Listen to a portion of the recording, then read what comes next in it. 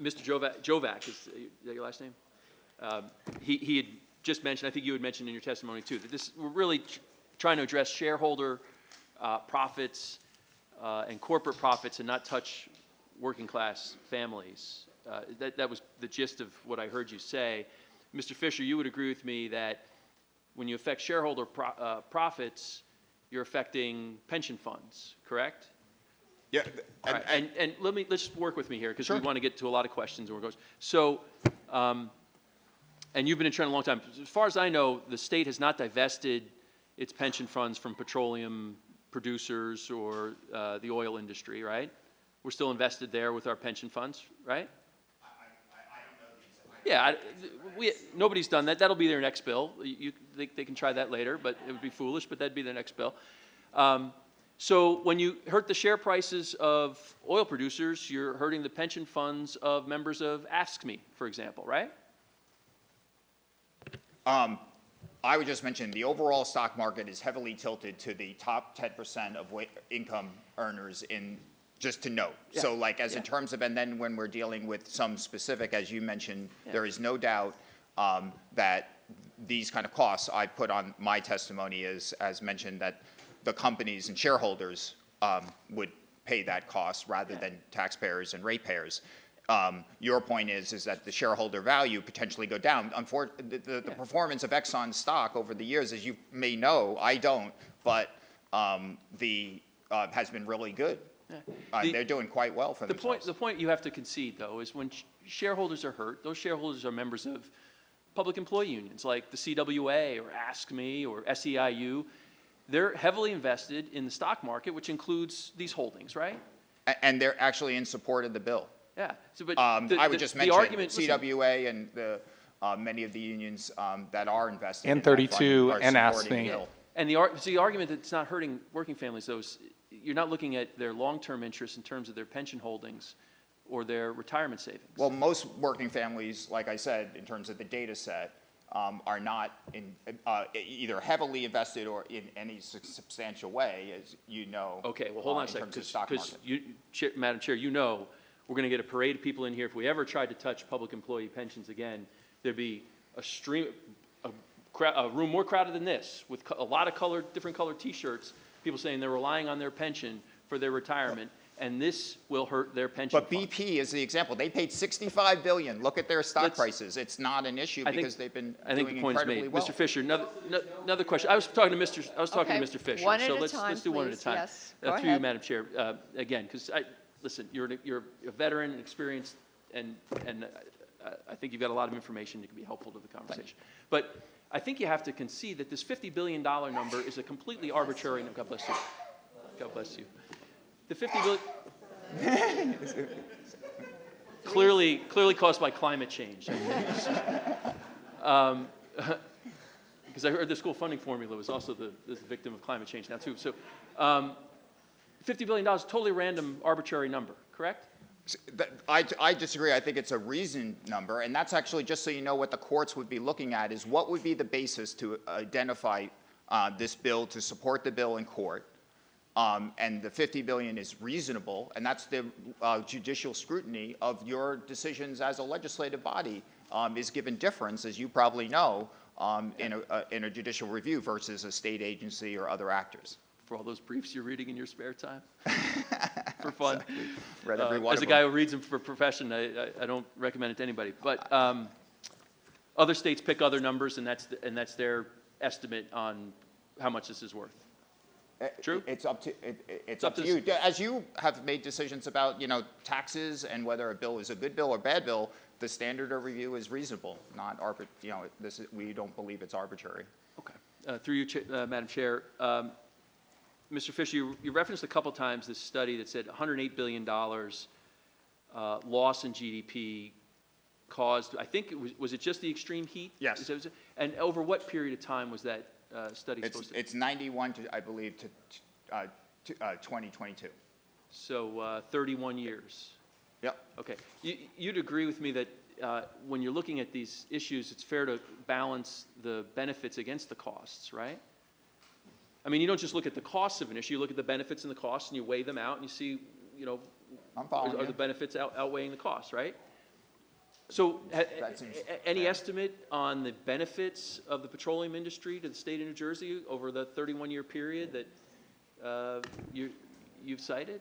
Because you've cited all the costs, but what are the benefits to our society and to our economy? But our like I was GDP? saying, I mean, we have a proud tradition, including a bipartisan tradition that I worked hard in the 1990s to work with the people I mentioned, including Governor Whitman, to, advance and protect the state. So they have been likewise implementing laws, holding polluters accountable so that taxpayers and ratepayers, I would mention PSE&G, we wonder why we have high electric rates. Do you know that the $20 billion in capital investment into the infrastructure that they call for resiliency, 42 substations. There's $20 billion in the future. Who's paying?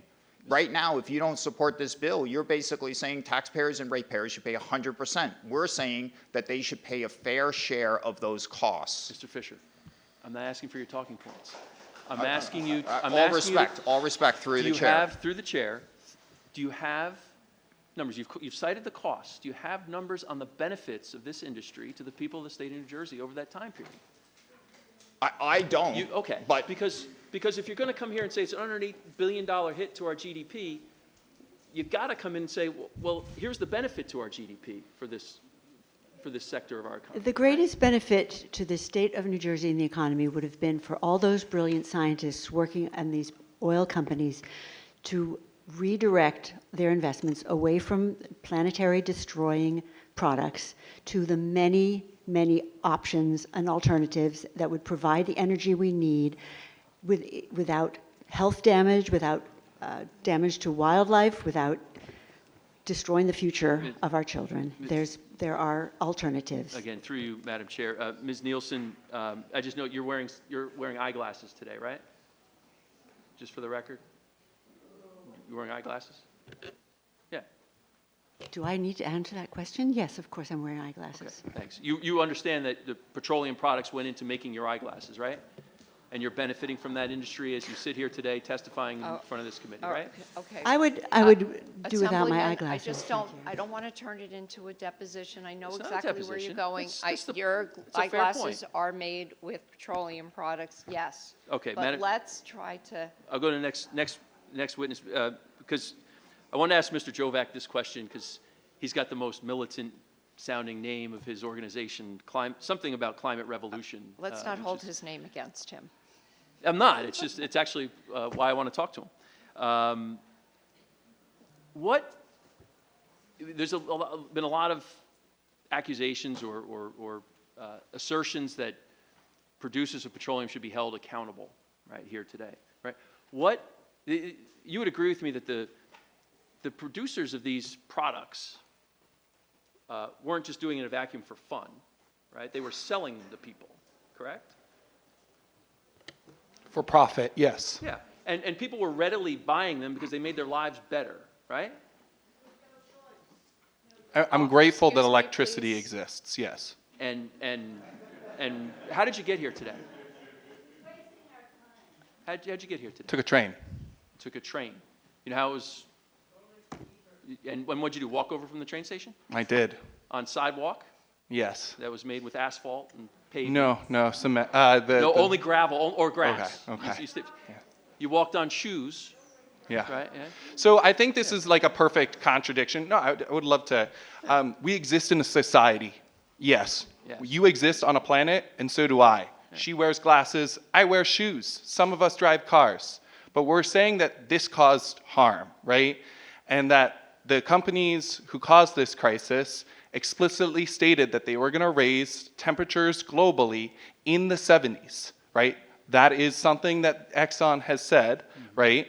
And I just want to make clear that, electricity existing does not circumvent abuelas in Elizabeth passing out from heat.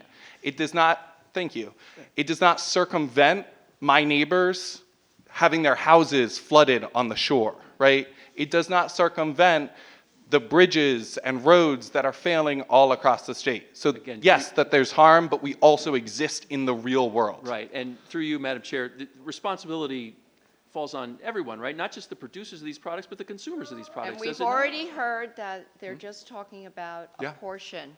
You know what, I still have two people who want to testify, so Okay, can we then, wrap this uh, up right now so I can at all right, least three. let I these just, others? I wanted to touch Mr. Pryor, I think,